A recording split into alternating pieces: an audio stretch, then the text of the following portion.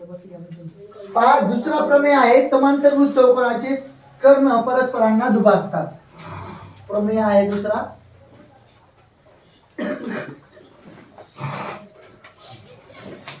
समांतरभुज चौकोनाचे कर्ण परस्परांना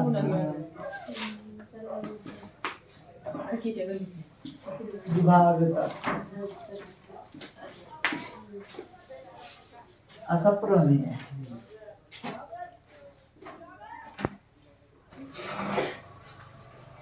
तर समांतरभुज चौकोनाचे कर्ण परस्परांना दुभागतात. आता समांतरभुज चौकोन असतो आपला समजा असा, आणि याचे कर्ण हे परस्परांना दुभागतात. ह्याचा अर्थ असा झाला की समजा हा कर्ण आहे पी आर आणि हा आहे क्यू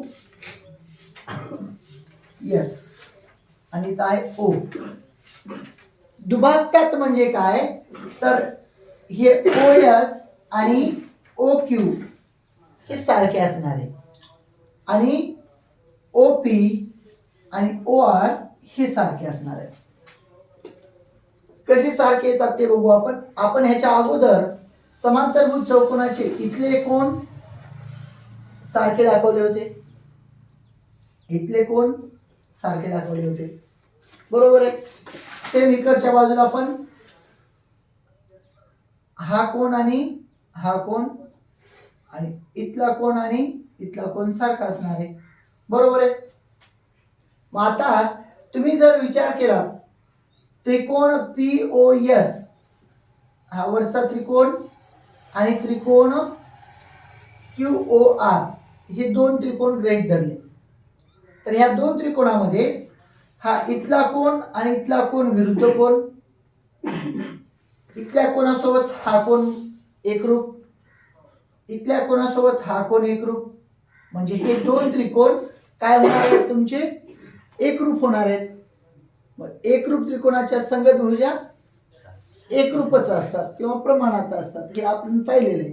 मग आता डायरेक्ट आपल्याला हे साध्य करायचे. कसं करणार, आपल्याला काय दाखवायचे, समांतरभुज चौकोनाचे कर्ण परस्परांना दुभागतात म्हणजे हे सारखे आहेत असं दाखवायचंय. आलं लक्षात. तर बघू आपण वन बाय वन. आपलं प्रमेय झालं, याच्यामध्ये आपल्याला पक्ष दिलेला असावं. पक्ष आहे, पक्षामध्ये काय असणार आहे तुमचं, जे दिलंय तेच लिहून टाकायचं. काय, चौकोन PQRS हा समांतरभुज चौकोन आहे.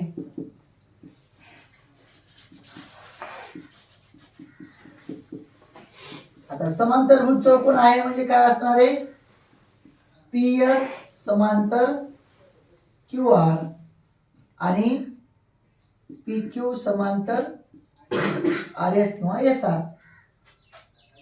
हे अजून झालं. अजून काय त्याच्या पक्षामध्ये आपल्याला पाहता येईल, तर कर्णाबद्दल बोललेलं आहे.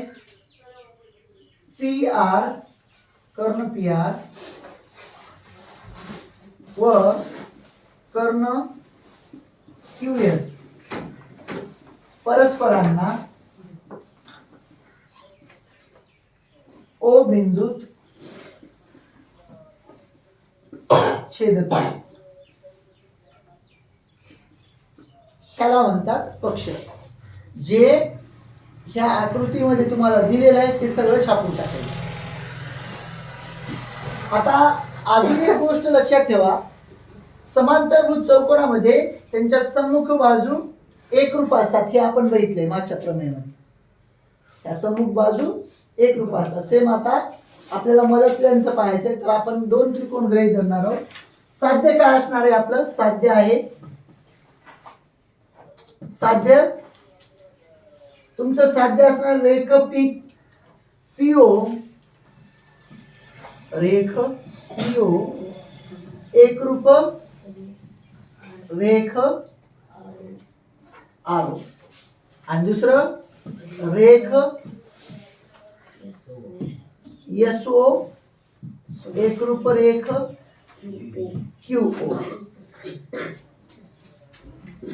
आपल्याला सिद्ध काय करायचं, हे दोन बाजू आणि ह्या दोन बाजू सारख्या आहेत. तर मग आपण आता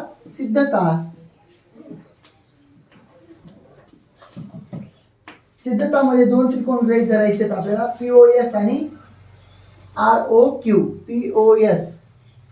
POS म्हणजे हा वरचा आणि ROQ म्हणजे हा खालचा. लिहायचं त्रिकोण POS व त्रिकोण ROQ मध्ये आता जे आपल्याला एकरूप आहेत ते पटपट छापून टाकायचे. काय, या दोन त्रिकोणामध्ये मी म्हणलं होतं कोण POS एकरूप कोण ROQ. ह्याचं कारण काय, विरुद्ध कोण. याला समीकरण नंबर 1 द्या. हे दोन कोण झाले. आता इथला कोण आणि इथला कोण सारखा आहे, तर इथले यायचं कोण SPO एकरूप कोण QRO. आता असं म्हणण्यापेक्षा एक स्टेप वाढवू आपण. काय, तर SPR आणि QRP हे जे दोन कोण आहेत इथले वाले हे सारखे आहेत, बरोबर आहे. आपण काय म्हणतोय, कोण SPR आणि कोण QRP हे कोणत्या कसोटीनुसार एकरूप आहेत, कोबाको कसोटीनुसार एकरूप आहेत.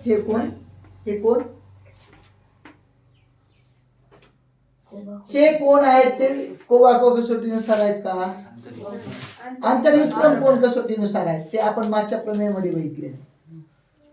मग आता आपल्याला पाहिजे कोणते, तर SPO आणि QRO तेच कोण परंतु नावे भिन्न, असं एक कन्सेप्ट आहे.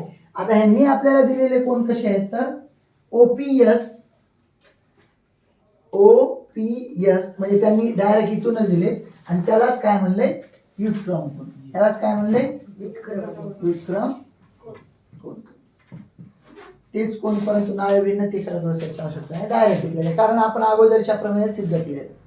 त्यानंतर ह्याला समीकरण नंबर 2 द्या. सेम इकडचं माहित कोण आहे, हा आणि हा, तर ह्यांना पण दाखवून द्या आपण. मग OSP कोण OSP एकरूप कोण, हे पहा OSP तर OQR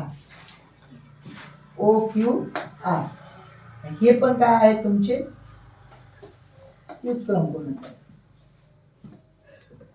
आता तुम्हाला को दाखवायची आवश्यकता नाही, तर हे समीकरण नंबर 3 द्या.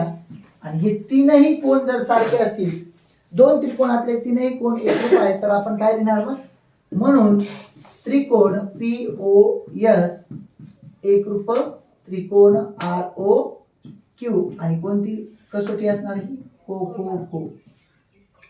आपण कोणती कसोटी घेतली, को.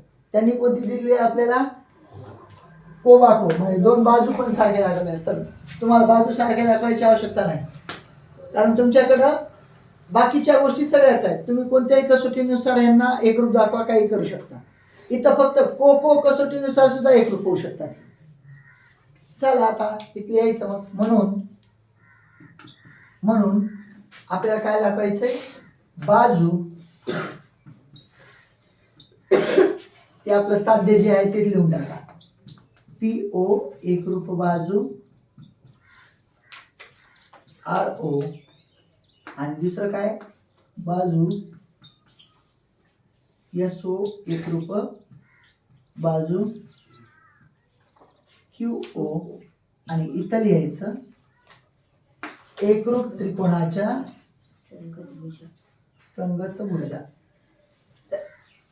अशा पद्धतीनं सिद्ध करता येईल. तुम्ही लिहून आणला असताल हे कदाचित, लिहिलेलं आहे ना.